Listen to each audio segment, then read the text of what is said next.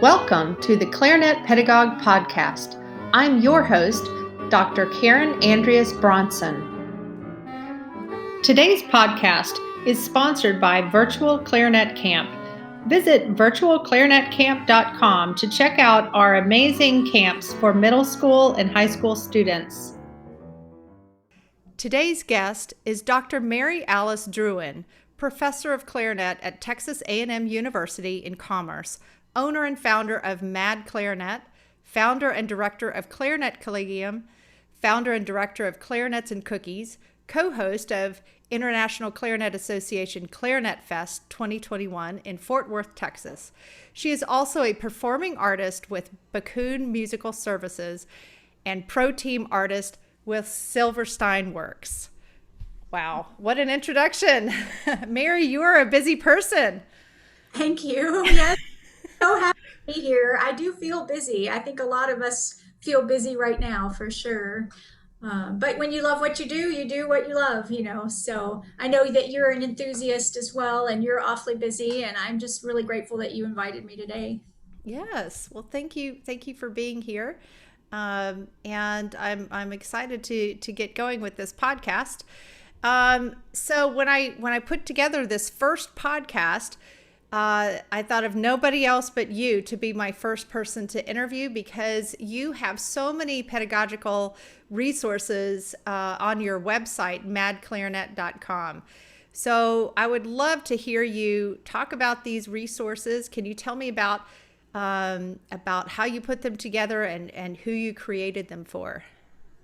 Sure. Yeah, I just have been teaching now for a really long time, and like many clarinet teachers out there, I have a lot of favorite resource materials, just fantastic books from clarinetists from all over the country and even the world, with great ideas and great music and great suggestions for teaching.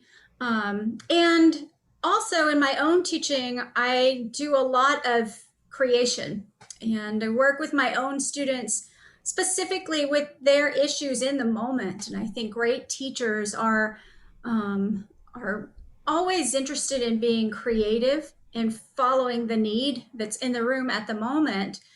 And I found myself I've been at the university now for 18 years in Texas.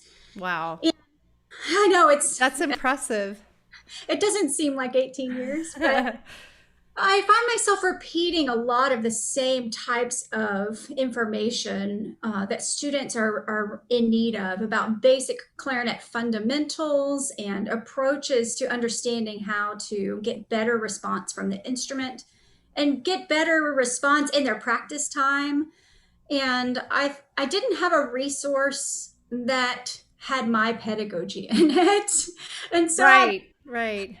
a little egotistical, I don't know, but I just thought if I could just show these students what I mean in a book, so when in their practice room, they remember what it is that I'm telling them, it's going to be much better for their learning. But I actually created them in the process by thinking about it in more of a broad scope. If a student doesn't have a lesson teacher, how are they going to get that information? And how can I deliver it so that it makes sense to them, even though I'm not in the practice room and they haven't had the lesson? So I hope at least that's what the books are able to accomplish for young students and even students that may find themselves needing to correct some bad habits.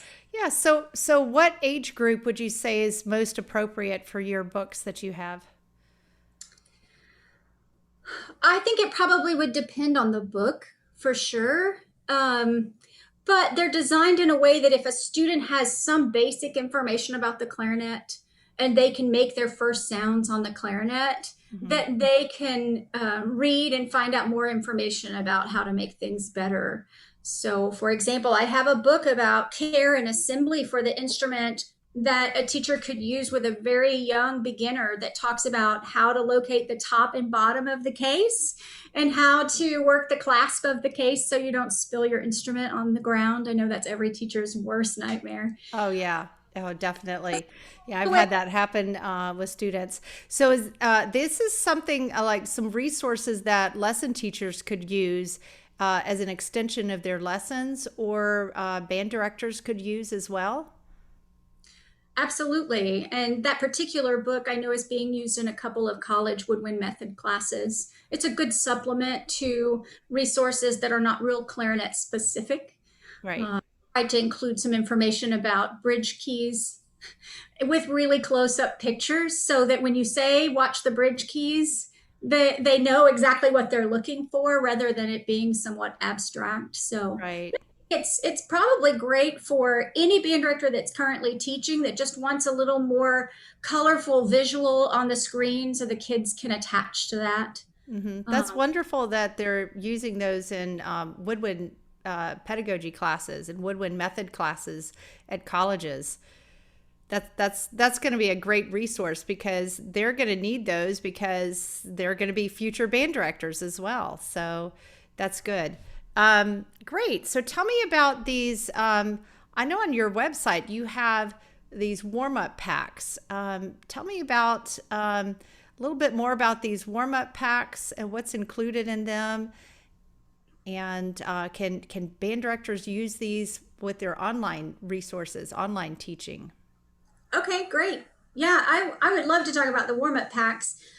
It's a little bit confusing because I don't think anything like this has been created before, which is one of the reasons that I spent some time creating them. And I'm hoping to get in there and do some more versions.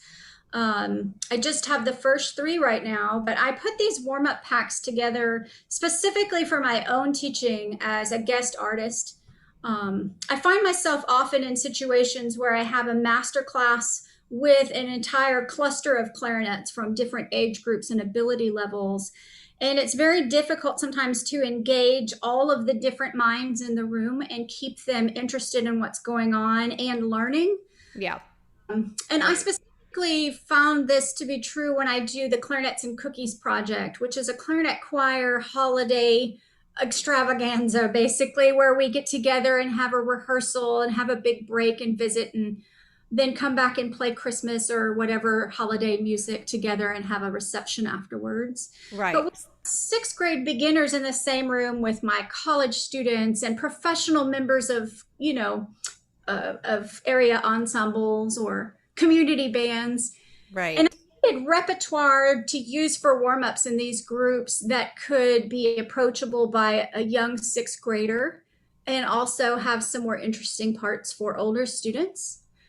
But I specifically wanted to include some pedagogical concepts in there specific to the clarinet that might be left out of instruction sometimes. So, for Yeah. example, What are some topics that you cover in those? well, the things that students don't often get when they don't have a private lesson teacher. So, for example, the role of the first finger into the A key, and it'll actually have the picture of. I have some keys in the front of the book about what the different symbols mean, but um, it'll have a little hook when they're supposed to play anything like a G sharp, and they're not allowed to point their finger, for example. There are Yeah. exercises the warm up pack that are register slurs, and it talks about the formation of the embouchure and why register slurs are important. And then another line in the warm up pack might be a melody or a counter melody that's a little more challenging.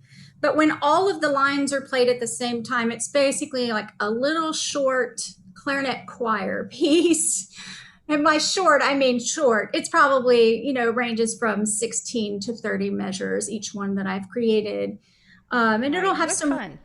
counting exercises and some articulation warm-ups where it talks about, not moving your jaw and bouncing your tongue. So just lots of little tips, including some bass clarinet parts with their low extension fingerings that they typically don't get to see elsewhere. So Oh, I try that's awesome.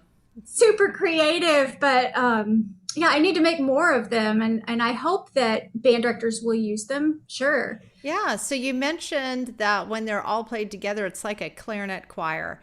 So what if a student or a band director doesn't have the opportunity for that? Are there recordings of these that they like some play along tracks that they could play along with? Yeah, so I have a simple MP4 that comes with the purchase of the warm up packs. So the student could, let's say a student just doesn't have a lot of outside opportunities, which right now in COVID is the case, right? This Right. feels isolated and doesn't have an ensemble to play with, but they can go through the warm-up pack and play all 8 lines or 12 lines, or depending on which pack, how many lines there are. And each time they can play a different line and have the warm-up track behind them so they feel like they're part of a larger ensemble. It also can help them with listening skills and counting skills to try to play along with that track. And then Awesome. directors can use that in the classroom to teach the students from, and it gives them tips on what is good pedagogy. When you talk about articulation on the clarinet, you don't have tips and guidance and rules in there.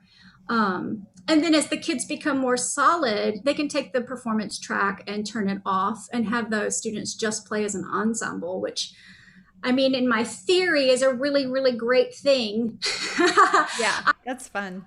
Them myself, and I've used them with my college students, and they really appreciated them, but I have yet to sell any. So, I mean, we'll see when they get out there. Yes. Yes. Well, you just recently put all these out there, and I think they're fantastic resources, and I hope that people take advantage of this. Tell me also about your skill packs. You have some skill packs also on your website, and in those you talk a lot about tone or hand position. Could you talk about either one of these topics and your approaches to these topics? Absolutely. The skill packs is why I started this project. I am a diagnostician when it comes to clarinet playing, and I love to kind of get in the nitty gritty and figure out why things aren't working and how to help a student to accomplish and achieve. And I teach by what I have in my pedagogy is called a fundamentals checklist. And it basically lists all of the basic competencies that I feel like a clarinetist should have in order to be successful as a young musician, as a growing musician. And so I started the skill packs, each one on the topic of one of my fundamentals. And it got too long, and I would start a partner book, and then that got too long, and I'd have a third partner book. So I have kind of divided them up by fundamental into different topics of that fundamental. So for example, I have a skill pack on tone development, and there are 3 parts or 3 editions of the tone set. One, for example, is just on embouchure. How do you form an embouchure? How do you teach, self-teach, or from a podium teach proper embouchure formation? How do you practice in building strength and endurance in your embouchure? What are some actual exercises? And I tried to include tons of pictures of different types of mouths with with straws, with mouthpieces, Mm-hmm. with bass clarinet mouthpieces, so that each student that you're addressing, maybe you can find some tips and some advice for. Or if a student's looking themselves in those packs, they can see a face that's a little more similar to their own. Right. Um, I do love the pictures that you have in these packs. It's really nice visual pictures to look at to see different embouchures and to see exactly what you're talking about. And I think it's a great resource. well, I appreciate that. And some of those are my children who don't play clarinet, which I find really entertaining. But, sometimes it's easier to teach an embouchure to a student that has no bad habits. Right. Yeah. And it's very difficult to change habit. And so that's something else that's discussed in the book, how to practice embouchure building, and just step by step things that you can do with a mirror and with a straw and with your mouthpiece. And but yeah, I have some pictures of some younger students and also some of my college students, and my own face is in there. Yeah, I Sorry for saw that. but yeah, I hope that it's really helpful. And I feel like, it's a little bit, it's a very complex topic. And I don't want the books to seem complex. So I try to keep just a one basic tidbit of information on each slide. It comes in PDF slides, basically. And simple facts and information, and one big thing per page so that it's not too overwhelming. So if you wanted to use it like on an overhead projector in a classroom, or say you're teaching through Zoom and you want to share screen with them, they don't get flooded with tons of words to have to read and pictures to comprehend, but it's a little less threatening, if that's the Right. word. Right. Yeah. Well, these days we're looking for so many different resources that can help us with that online teaching and different ways to grab students' attention and keep them motivated and have them feel like they're learning something. And we really want to connect with them. It is difficult. We're feeling more distant from our students. So this is something that can be a nice aid to help them to get the points and to make it more interesting. So that's awesome. And then you have we talked a little bit about your approaches on the tone. What about hand position? You have several that are about hand position. Yeah, I'm super passionate about hand position and finger motion and also rules. And I know you and I had talked once before about kind of the lost pedagogy, right? We have Right. great teachers in our history, in the clarinet history. And we have these great resources and this great pedagogy to fall back into, but sometimes the resources are lacking the text. So, for example, you get in your close mechanism exercises, and you know how to close your tone holes, but it doesn't tell you how to put your fingers on the instrument and how to hold an arch in your fingers and what to do if your pinky is locking. And then you go to your practical studies in your close book, and it has all the right exercises for learning your side keys, your sliver keys, your fork fingerings, your pinky left and your pinky right. But Right. it doesn't have the text along the side that says you shall not flip flop, right? Like, Right. Right. and Right. so Exactly. yeah, and I find myself teaching the same language over and over. And sometimes when I say something to a student about a rule, like keeping your pinky in your right hand in arpeggios when you have only one pinky note, they're like, "Where?" I'm very passionate about that, by the way. Well, I didn't learn that until graduate school, and I was quite offended. Someone should have told me. Right. But yeah, Right. like, I quite often get a student that says, "Where is that written down?" Right? And My answer is it doesn't matter. It's my rule. So yeah. right. And that's the thing. We learn these rules from our great mentors and our great teachers. And you've had great teachers, and I have had great teachers, and I'm so thankful for it. But what about that kid Yeah. who don't have that opportunity? They don't have the money to do that, or maybe they just are living in a place where there are no clarinetists around. And I want to, a lot of those rules are so easy to teach. It's Hmm. not really complex. So I wrote them down and I went finger by finger through the instrument. What does this finger do? And when does it do it? And when does that rule change? And I Right. hope it's helpful. I wrote a ton of little musical snippets to go with it. And it was an enormous amount of work. But I'm Oh, so I'm sure. it's really, I take a lot of pride in that because um I just want to be helpful, and I feel like my students need that, but maybe someone else really needs that even more because they won't have that connection with a great teacher in a practice room or in a lesson. And hopefully it's easy enough for a sixth grader to understand. I think a lot of it is built that way. Right. Yeah, because so you mentioned like the close books and stuff like that. If you pick up those books and you don't know that you should use this finger here or this one there, and how your hands should look, like you said, it doesn't say anything. So you can pick it up and you can play it and just wonder why you're struggling. So the point of all this stuff and the reason we have rules is to make it easier and make the music sound more beautiful, and just like I said, make it easier so you're not having to like work so hard at making certain fingerings work. Well, maybe there's a better option. Maybe it's your hand position. So Right. my approach, I always tell my students that we have rules. Here's the rule number one. Here's rule number two, and then we go through different rules about hand position, and then I say, okay, now sometimes we break it. So just like the English language, we learn the rules and then we break the rules, right? So there are times where we have to know, but you have to know how to navigate through that, where we use these certain fingerings. However, here we have to break that rule. And but there are not enough resources out there that's addressing this issue. So if you don't have a lesson teacher or a band director that knows that, then they're really, really struggling when there's no need to struggle through certain technical passages. So that's. And I'm glad you mentioned band directors, because one of the hardest things in the world I could imagine is being a band director and teaching multiple instruments. That is not my gift in life. Like, I have one talent and that is it.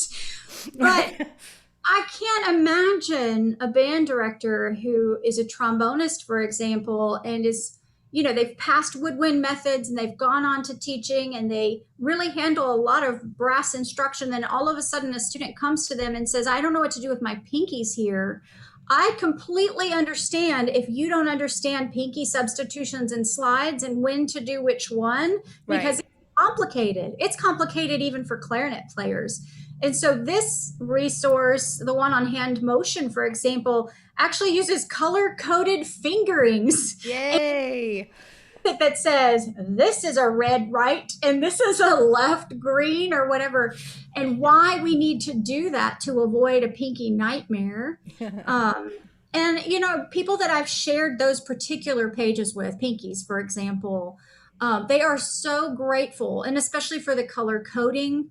For anyone who doesn't know, Brett Pimentel Woodwinds has a great fingering builder on his website, and I tip that all the time because I'm using that fingering builder to use some really good resources for people. So go check that out and support his business, because that's an amazing tool. He's got a lot of amazing tools on his website, but that one is my favorite. Could you say that website again? Pimentel. I'm sorry, it cut you off at the beginning, so just say it one more time. Sure. His first name is Brett, and his last name is Pimentel, Pimental, I believe. But yeah, he has got a woodwind page that's really nice, and that I think it's called the fingering diagram builder or something like that. But that's a great resource, and I'll try and include that in a comment somewhere with this podcast. So, or if anyone has any questions, you can also get that from me, and I'll send that on. Yeah, I can send it to you. It's super easy to use. You just click on what hole you want closed and what color you want it. And he's got a little PayPal button on there. You can gift him, which I have found very helpful. So yeah, that's a great one. Anyway, we can help each other out, right? Yeah, and honestly, I had no idea how to build my own fingering diagram creator. And so when I found that, a friend of mine recommended it to me. I was so grateful. So that's a really good tool. Awesome. I've also created some free resources for band directors. So one of the ones that people have been really excited about is a new little pamphlet I put together. It's super short. It's called Throat Tones. And it explains in the most simple terms what throat tones are, why we have to correct them, what it's called when we correct them, what that fixes. And here are some samples of how to do that. It is 6 slides. It's the shortest thing. But I've had many band directors message me after getting it and say, I never really understood this. Thank you so much. And, I think sometimes we're too busy to ask the questions, or even sometimes embarrassed to ask a question, and that's okay. But throat tones are complicated. Mm-hmm. I tried to make this the basic version. You can give this to a 6th grader or a 7th grader who's never heard of resonance fingerings, and they can get it. They will read that and go, oh, okay. And hopefully get some good pedagogy going really young on that particular skill, because it's so important for clarinetists. And it's hard to teach if you just don't have the information. Yeah, absolutely. Absolutely. Well, this has been really wonderful. I have a feeling that I'm going to have to invite you again as a guest on this podcast because there's so much to discuss. Yeah. Yeah, that would be wonderful for us to do a follow-up. But thank you, Mary, for being here today. And where can people contact you? How can they contact you? And where can they find all of these resources? So there's a few ways to find me. My business that I created is called Mad Clarinet, MAD, Mad. That's my initials. I'm also a little crazy. But the website is madclarinet.com. Super easy to find, and there's contact information on there that you can send me communication that way. And I also have my personal website is druhanclarinet.com, which is a little harder to spell. We can put it in the on Yeah, your. I'll put it in a comment. Okay, great. And then, of course, I work through a university. So if you just search Mary Druhan and Clarinet, you're going to find me pretty easily. So, yeah, I'm happy Awesome. for any questions. And I just want to thank you for starting this new project and getting everything started. It's going Yeah. to be a big channel, and I'm super happy to contribute and help I you in any that I can. Thank you. I just realized that there's just a lot to talk about with clarinet pedagogy. So I thought, let's just start right here at the heart of it all. So thank you again. And we'll see you again on another podcast. All right, sounds Okay, great. thank you. Bye. Thank you for listening to this episode of the Clarinet Pedagogue podcast, the podcast that is dedicated to discussing how teachers can improve the skills that will maximize their students' potential. This is your host, Dr. Karen Andreas Bronson, reminding you to take advantage of the teaching resources that are available at madclarinet.com. Also, visit our website for information about this episode and much more at karenbronson.com/podcast.